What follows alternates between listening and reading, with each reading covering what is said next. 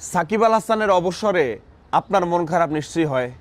আপনি যদি সাকিব আল হাসানের কঠোর সমালোচক হন, আপনি যদি সাকিব আল হাসানের কঠোর হেটার্স হন, তবু আপনার মন খারাপ হবে, কারণ ওটার নাম সাকিব আল হাসান। এখন আসেন ভাইয়া, তুমি সব কিছু ভুলে গেলা না। আমি একটু পিছনে যাই, পিছনে না, একটু রিসেন্ট যাই।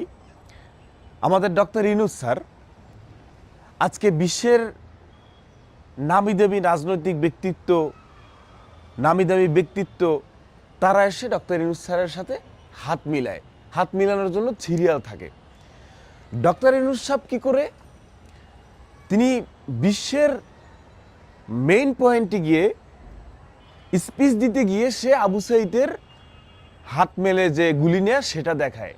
তার হাতে আপনার টেম্পলেট থাকে, সেটা বিশ্বের বড় বড় মানুষের সামনে গিয়ে দেখায়।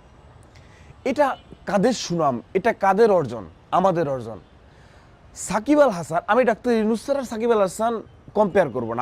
আমি যেটা বলতে চাই, আমি যেটা আমার যে ভিতরে যেটা আছে, আমি যেটা শেয়ার করতে চাই, এই সাকিব আল হাসান পাশের দেশে বিরাট কোহলি বলেন, big star player, Rohit Sharma বলেন, অন্য অন্য দেশের প্লেয়ার বলেন, সাকিব আল হাসানকে পছন্দ করে। সাকিব আল হাসানের সাথে গুড রিলেশন, সাকিব আল হাসানের সাথে বন্ধুত্ব, সাকিব আল হাসানের সাথে মানে হাসি তামাশা আছে না। সাকিব আল হাসান আজকে, সাকিব আল হাসান খেলার সময় আউট হয়ে গেলে আমি নিজে সমালোচনা করছি, আমি নিজে ভেঙাইছি, আমি নিজে গালি দিছি, আমি নিজে ভালো বলছি।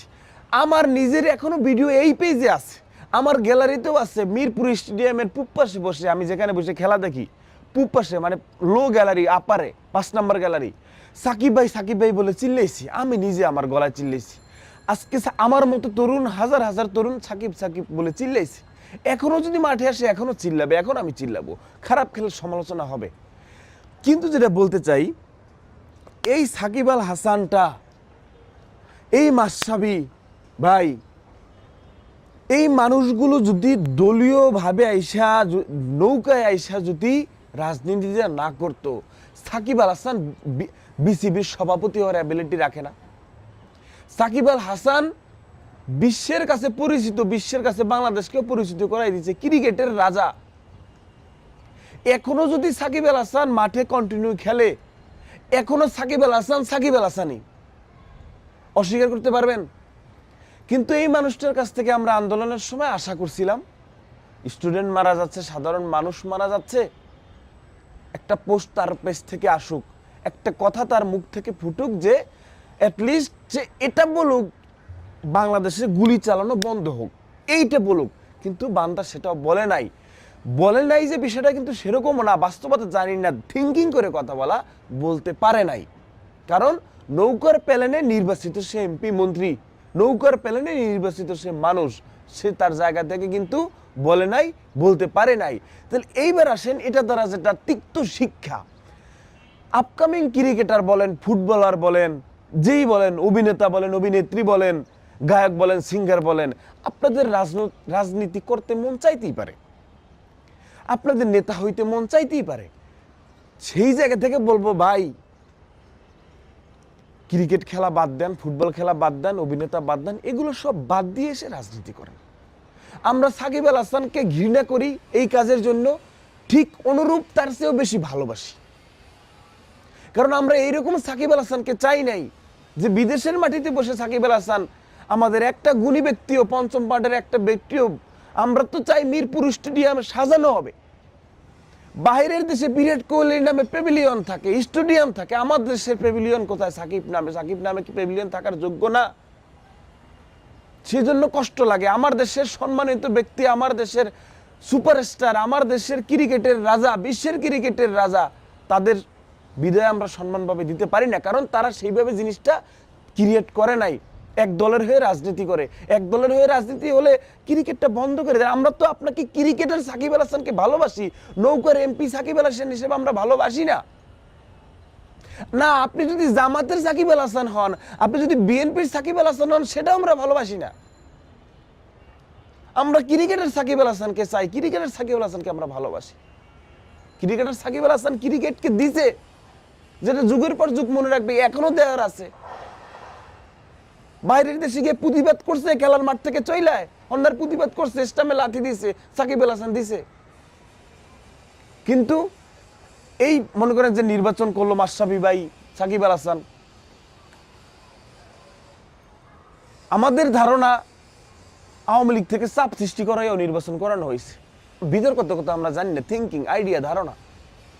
কিন্তু তাদের যাওয়া উচিত হয় নাই, তারা ইচ্ছায় যাক বা চাপে যাক, এটা তাদের উচিত হয় নাই। আজকে তারা সাকিব আল হাসানের টাকার কম আছে, এমপি হওয়ার আগের কথা বলি, টাকার কম আছে, সম্মানের কম আছে, ফ্যান বেজের কম আছে, কোনো কিছুর কমতি আছে।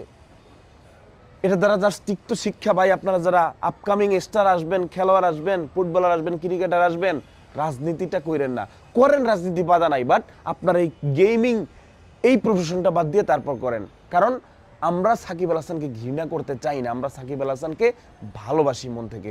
আমরা সাকিব আল হাসান চাই বিশ্বের কাছে আমার সাকিব আল হাসান বিসিবির বস হোক, সাকিব আল হাসান বিশ্ব ঘুরে বেড়ায়, বিশ্বের নামি দামি ক্রিকেটার তারা সাকিব আল হাসানকে চায়, চেনে, ভালোবাসে। তা সাকিব আল হাসান যদি আজকে বিসিবির বস হইতো, সভাপতি হইতো, আজকে আমার দেশের একটা জুনিয়র খেলোয়াড় সে ভালো করতেছে, তাকে যদি হাতটা ধরে জাগাইতো, যেটা বাঙালি খেলার বিশ্ব এক নজরে দেখে ফেলতো, যেটা ওই খেলারটা তার যুগের পর যুগ, মাসের পর মাস, বছরের পর বছর লাগতো বিশ্বের দরবারে পরিচিত হইতে, সেটা সাকিব আল হাসান যার জাগাইয়ে ধরতো, দিস ইজ বাঙালি প্লেয়ার, বিশ্ব যাইনা যাইতো। লাভ কাদের হইতো? আমাদের হইতো। কিন্তু সেই সুযোগ কি এখন আছে?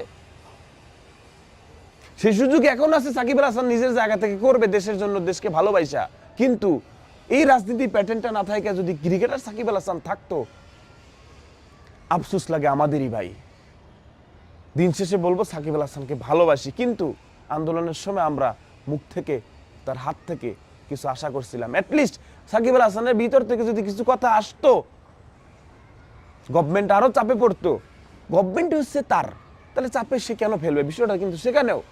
কিন্তু সাকিব আল হাসানের মুখ থেকে যদি কিছু কথা বের হইতো, পোস্ট বের হইতো, বিবৃতি বের হইতো, এত লাশ যাইতো না, এত লাশ যাইতো না। সাকিব আল হাসানও ভালো থাকতো, সাকিব আল হাসানও সুখে থাকতো, আমাদের এত লাশও আমরা যাইতাম। এখনো ছেলেদের হাত কাটা, চোখ নাই। আপনারা যারা আসবেন, রাজনীতিটা করেন না। রাজনীতি করেন না মানে রাজনীতিতে বাধা দিচ্ছি না, করেন। আপনি ক্রিকেটার, ফুটবলার, আপনার গেমিং লাইফ, আপনার এই লাইফ স্টাইল, এইটা প্রফেশন বাদ দিয়ে রাজনীতি করেন, তাহলে আর আমাদের কোনো ছে থাকবে না।